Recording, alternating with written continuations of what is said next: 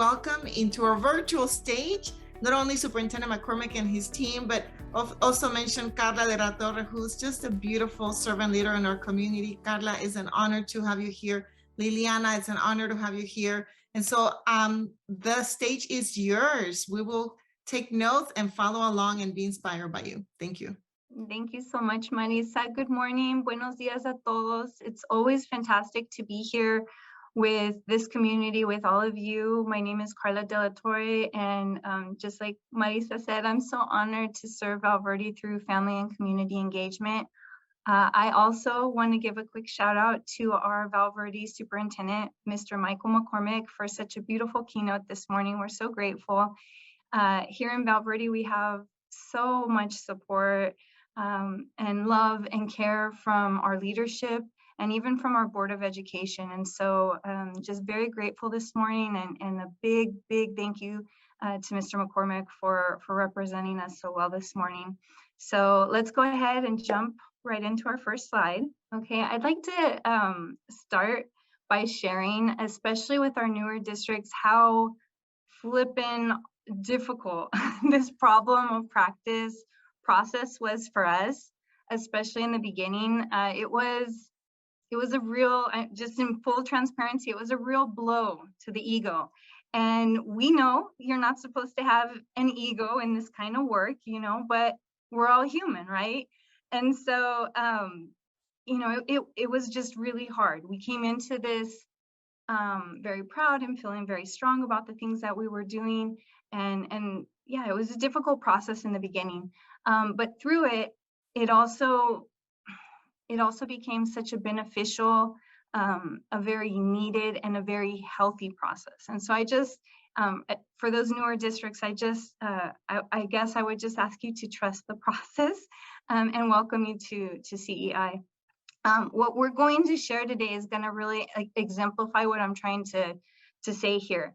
You'll see our problem of practice here is to better connect with underserved families. And there's a lot of layers to that. I'm not going to read all of this to you. We're going to go deeper into this further into the presentation. But what you will see is we're trying to be more intentional and more targeted in our efforts. But when we set out, you know, when we started to identify the root causes for not reaching certain families, we really had to face the reality that it was due to a lack of inclusivity on our part. And that was really, really hard, because this is something that we've always considered to be a major area of strength for us. And so it was really humbling. We realized, you know, even though we're doing amazing work with families and community, there are still families that we aren't reaching. There are still families that we aren't serving. And so even though this, you know, being inclusive was an area, or it still is an area that we consider to be strong in, but this process helped remind us that we have loads to grow. You know, this process helped remind us we never arrive.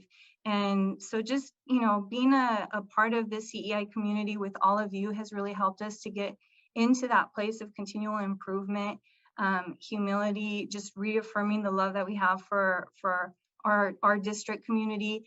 And so the good work continues. And so I wanted to start with that, just kind of humanize this process. And if you're kind of feeling, you know, as you set out to identify your problem of practice, you might find it a little bit difficult, but trust the process.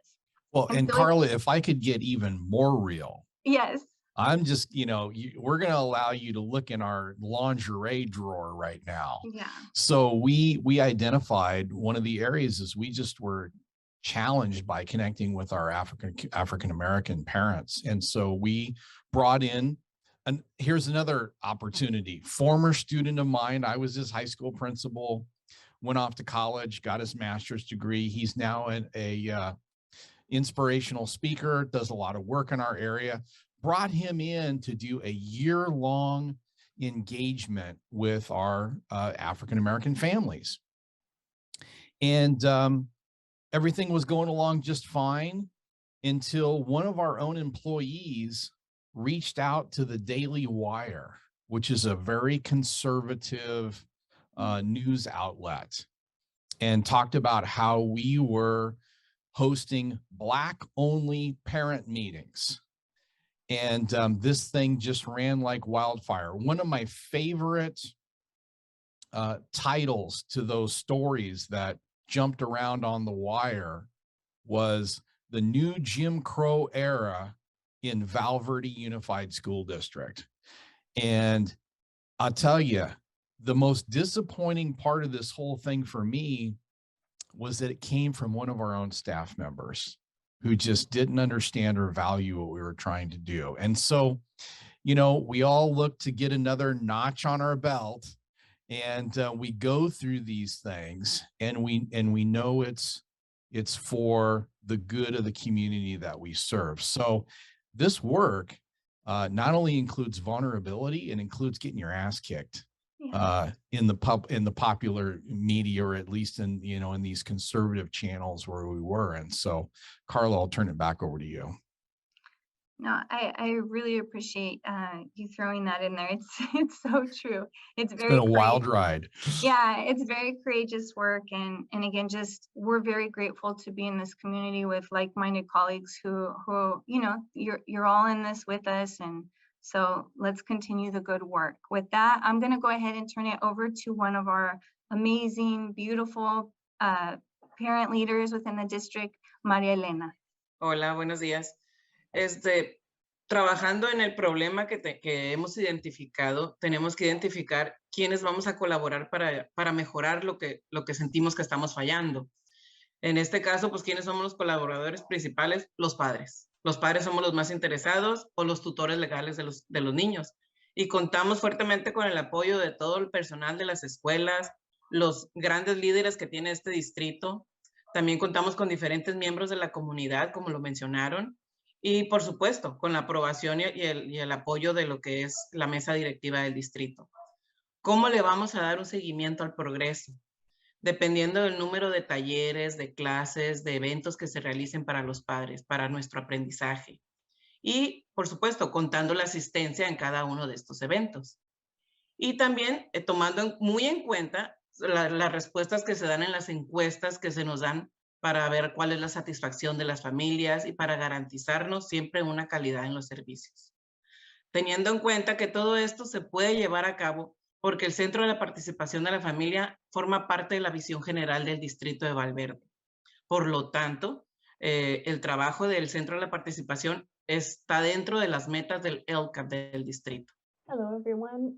I wanted to talk to you a little bit about how we came about in identifying our problem of practice. And so we followed the system of support that CEI offered us.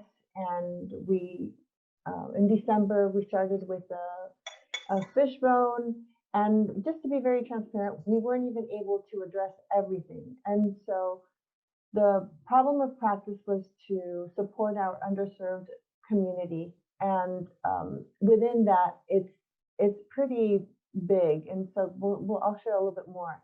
And also we wanted to relate it to our CEI theory of action. And so, yes, we want to increase the knowledge, practices, and mindsets to create authentic partnerships with school and district staff. But let's delve deeper into our problem of practice.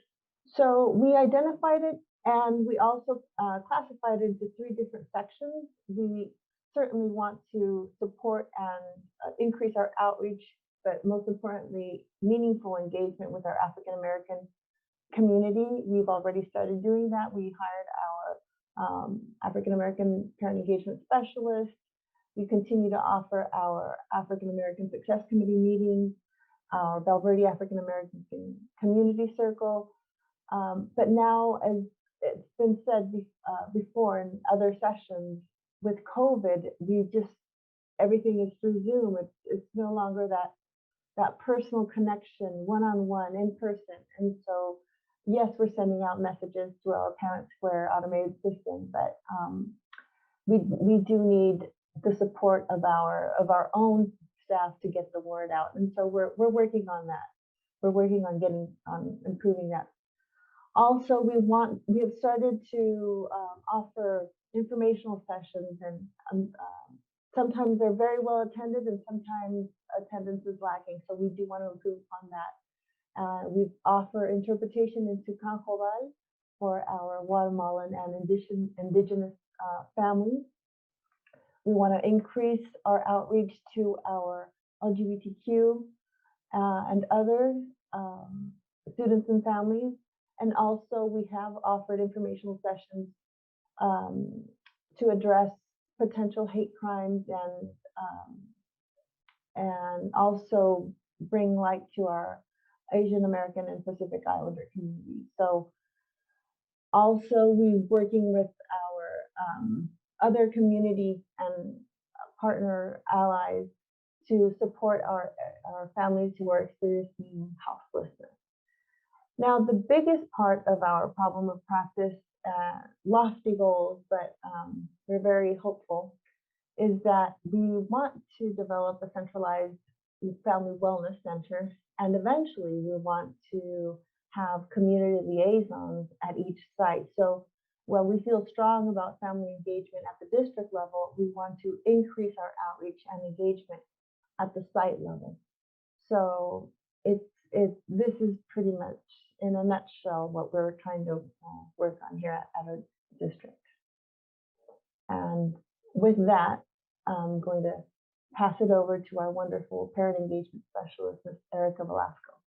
Yes, thank you, Ileana. As you can see, this is our timeline to address our problem of practice. We have already taken some very important steps to address it. Some things are still in progress, and we have a few things already planned for the future. And all as you heard Dr. De La Torre say, to continue the good work, for our families. Thank you. So I would like to invite one of our principals from Triple Crown Elementary, Ms. Denny Seagrave. Hi, thank you. Yes, this has truly been a team effort in not only identifying our problem of practice, but also identifying those root causes and having conversations around how we can address these root causes. Our family engagement team has been very intentional in ensuring the involvement of all of our stakeholders, including our district staff, our amazing parent leaders, and our various community partners. The conversations that we've had have engaged our stakeholders in identifying our problem of practice, engaging and connecting with those underserved families, and also pinpointing those key root causes of this problem of practice. These conversations have been incredibly powerful as it highlighted various perspectives in each of our stakeholder groups. So as a site administrator, I might feel like I am over communicating a message, but from a parent's perspective, we might be missing our mark. And so we've had some really valuable conversations there. But leveraging the input of all these stakeholders ensures that our team is truly focused moving forward as we work to strengthen our family engagement efforts. Thank you so much, Denny. And then again, just what we really wanted to highlight here and what we talked about, when we met with our team is just really stressing that none of this can happen without a tribe. And so just very, very grateful again to everybody within Val Verde and grateful to be learning from everybody here through CEI. Thank you so much. Thank you, Carla De La Torre. Thank you, Superintendent Michael McCormick. Thank you, team. Let's give him a round of applause for this amazing presentation.